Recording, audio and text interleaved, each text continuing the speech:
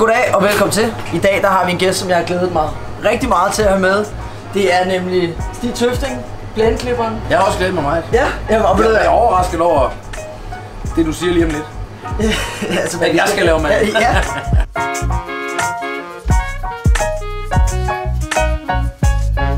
Nu vil vi lige sidde og få en kop kaffe ind her.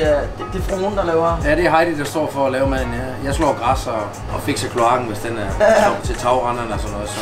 Men jeg fornemmer, at jeg er i gode hænder. Så jeg er ikke så nervøs. Men altså, hvad er din yndlingsret? Det er jo et godt stykke kød. Ja. En god bearnaise. Men det er det, vi kommer til at køre i dag. Og du kan lige prøve at se kødet her. Vi har jo altid godt kød liggende her i butikken. Det ser jo fantastisk ud. Ja, de er meget lækre, ikke? Ja, det...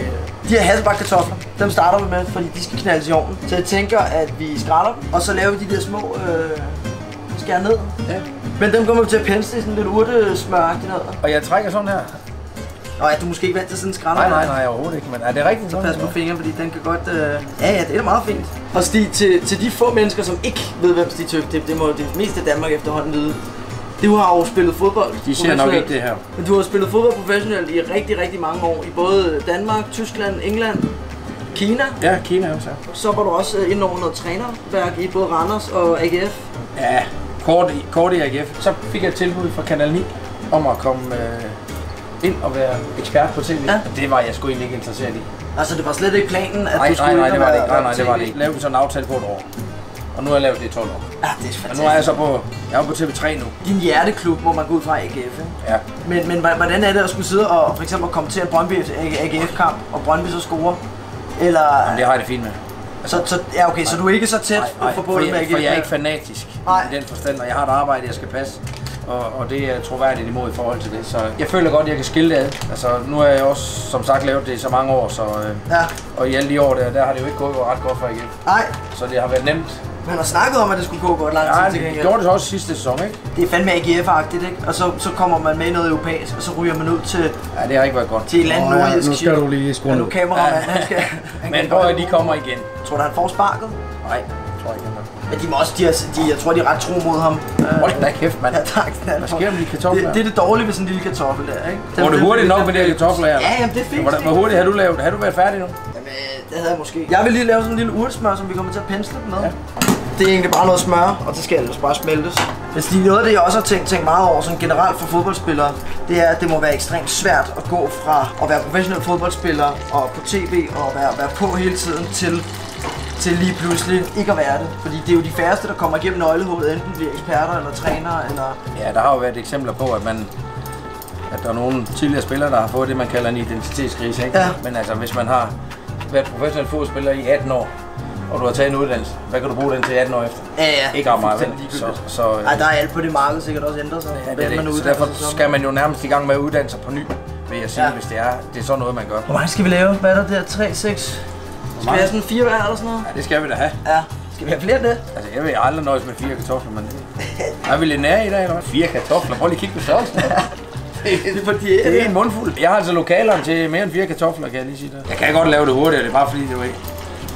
Jeg vil godt have mine fingre med hjem. Hvordan ser sådan en normal hverdag ud for dig i øjeblikket? Jeg holder lidt foredrag og sådan noget, hvor jeg jo fra mange af de aftaler, som man lavede igennem de sidste 18 måneder, som man ikke kunne få afviklet på grund af covid-19. De kommer bare nu. De kommer nu her også, ikke, hvor folk gerne vil have dem eksekveret, ikke? Og så er der jo også en del velgørende arrangementer. Blandt andet har jeg været til KidsAid her i sidste weekend. Sådan lidt løse ting og sager som med dig, hvor jeg synes, det kunne da være meget sjovt det her. Er du ærgerlig over Camilla Martin og Carsten Werner stoppet? Ja, det er det, fordi det var gode kollegaer, og de var dygtige.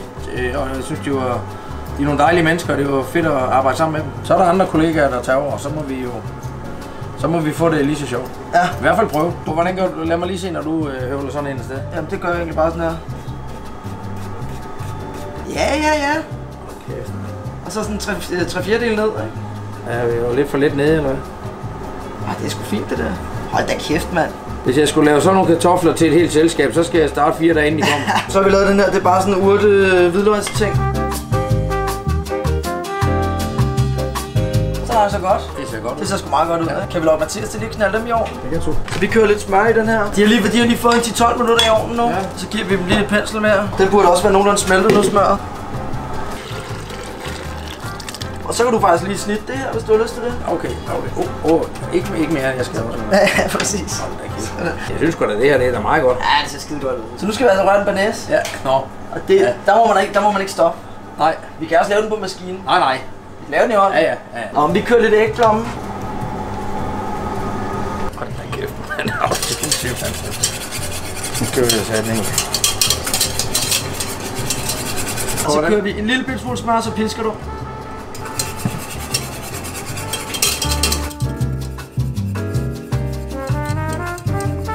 Jeg kommer ikke til at kunne løfte armen i aften, mand. Nej. Jeg giver kraftedeme ikke op, jeg skal nok prøve. Kæft, jeg har respekt for dem, der pisker sovs, mand. Er du sindssyg, det her? Det kører. 20 sekunder.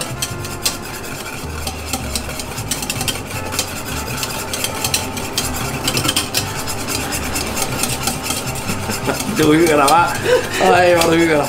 Det er sindssygt, mand. Så skal vi bare vippe det der i.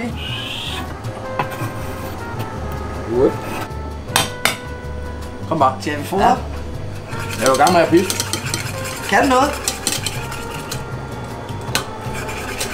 Ikke fordi den er for kraftig. Nej, den er ikke. Nej, den er ikke. Nej. Men den smager godt nok noget af smør. Ja, der er knald på smør. Ja, det er der. Skal jeg bare køre, mens du hælder på? Ja.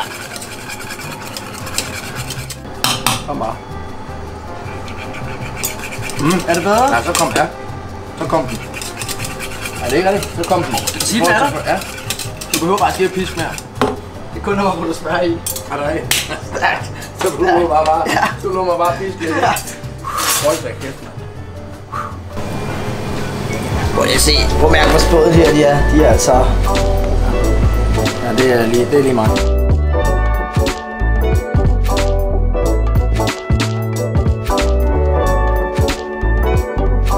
Hvem er Superliga-trænerne? Jeg ved ikke, om det er mest respekt for mig. Altså, hvem synes du er den dygtigste? De er så forskellige. Altså, de får noget forskelligt, ikke? Altså, Peter Sørensen, der lige er kommet til i Vejle, er jo meget anderledes end Bo Henriksen i Midtjylland, ikke? Tror du, Bo Henriksen han kan løfte opgaven? Ja, men det har han jo vist at gøre indtil nu. Altså, jeg havde også min tvivl inden, men jeg vil bare sige på, at uanset hvad for en opgave han er blevet stillet for i forhold til, at så har der været covid-19, så har der røget en masse af spillere, og så var der en, der fik noget karantæne. Så har han bare navigeret alligevel. Og der kan man så kigge lidt tilbage. Han har trænet mindre klubber i Brøndshøj og i Horsens. Men der havde han jo nogle gange i Horsens, der havde han en uge før sæsonstart 9 spillere. Så kommer der også udlandske træner ind. Ståle har jo sat sit præg på dansk fodbold igennem rigtig mange år, ikke? Så er der udlandstræner i OB, der er udlandstræner i OB, ikke? Flemming Pedersen. Han er fantastisk at høre på interviewet, det synes jeg. Ja, ham har jeg også. Det må være dejligt for en gang skulle have en, der rent faktisk svarer på spørgsmålene. Og en ærlig fyr.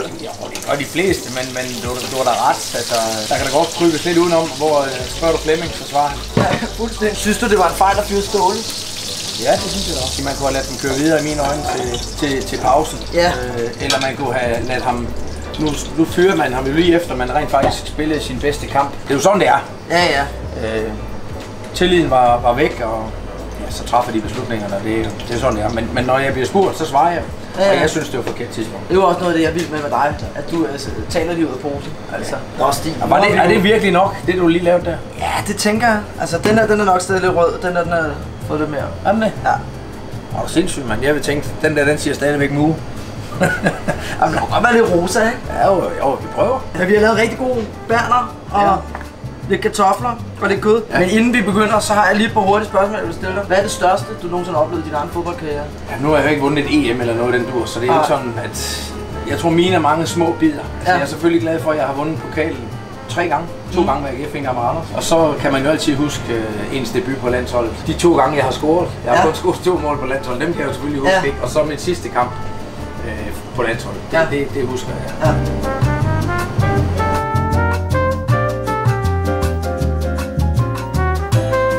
Og jeg har simpelthen sådan en lille ting her til dig, Stig. Nå, så du kan få vores custom-made skærpare her med. Det er jeg tilfreds med. Det er jeg tilfreds med. Kan vi lige få et... så kan du lave bøf banæs til fruen derhjemme. Ja, eller hun kan lave den. Hun kan lave den, og hun kan servere den.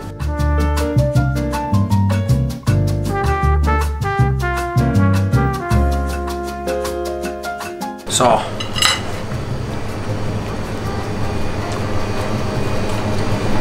Det smager sat med mor. Ja. Kan jeg komme med hver mandag? Ja, det finder vi bare ud af. Øj, kartofler, mand.